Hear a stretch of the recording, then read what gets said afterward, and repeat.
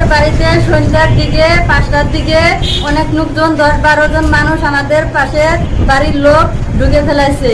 আমরা কোনো আমলিগ করি না, কোনো বিএনপি করি না, আমরা কোনো পার্টি করি না। আমরা গরিব নির্ভর একদম গরিব মানুষ। আমাদের কাজ না করিলে আমাদের পেটে ভাত যায় না। আমাদের থানাতে আসছি, এখন আমি কার কাছে বিচার দেবো? এখন থানা সবকিছু বন্ধ। আমি এখন তাহলে কোথায় যাবো, কার কাছে যাবো? আমি কার কাছে বিচারটা, এগুলো আমি বিচারটা কার কাছে সঠিক মতনে করতে পারবো?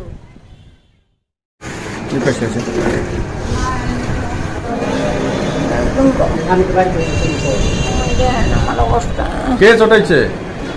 আমরা কোনো দল করি না, আমরা কোনো পার্টি করি না, আমরা একদম নিরীহ গরিব মানুষ। আমরা আমার ভাইটা বাড়ি ছিল না, কাজে গেছিল, শুধু আমি বাড়ির মধ্যে একা ছিলাম আর আমার মাটা ছিল। যারা আমাদেরকে মারছে তারা ছেলে মানুষ, আমাদের ঢুকাই দিয়ে ছেলে মানুষ রাস্তায় খাড়াইয়া ছিল। তারপরে হাতে হাতিয়ার ছিল, দাওয়া ছিল, দাওয়া দিয়ে আমার মাইকে 3টা কূপ দিছে আর নাচতেছে, ঘুষাইছে। তারপরে যে আমার বাচ্চাটাকে একটা নাথি দিছে, আমি দরবার নিয়ে গেছি, আমি একা, আবার হয়েছে 10-12 জন, আমি একা। তারপরে আমার মাকে বাঁচাইতে যায়, আমার বাচ্চাকে বাঁচাতে যায়, আমার এই চোখের মধ্যে ঘুষি নাচছে, এই যে এদিক দিয়ে আমার ঘুষাইছে।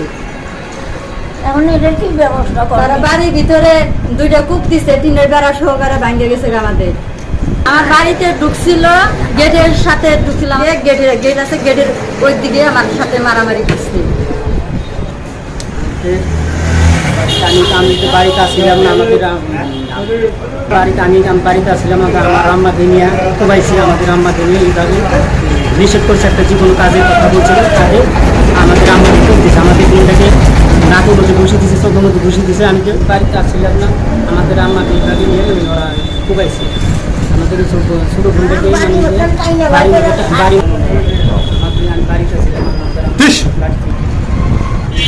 আমাদের বাড়িতে সন্ধ্যার দিকে 5টার দিকে অনেক লোকজন 10-12 জন মানুষ আমাদের পাশের বাড়ির লোক ঢুকে ফেলাইছে। আমরা কোনো আমলিগ করি না, কোনো বিএনপি করি না, আমরা কোনো পার্টি করি না, আমরা নিরীহ গরিব মানুষ। আমার ভাইটা ছিল না, বাড়িতে কাজে গেছিল, আমরা গরিব নিরীহ একদম গরিব মানুষ। আমাদের কাজ না করিলে আমাদের পেটে ভাত যায় না। আমাদের ভাই কাজে গেছিল, আমার বুড়া মাটা বাড়িতে বসে আছে চেয়ার বাইরে। ওই জায়গা থেকে আইসে হেরে ওরা ছেলে মানুষ আমাদেরকে দিয়ে দিছে, না গিয়ে দেওয়ার পরে আমি নিষেধ করছি যে মুরব্বী মানুষ আমাদের মার শরীরে হাত দিও না। কি হয়েছে আমি দেখি, আগে আমার মার শরীরে হাত দিও না।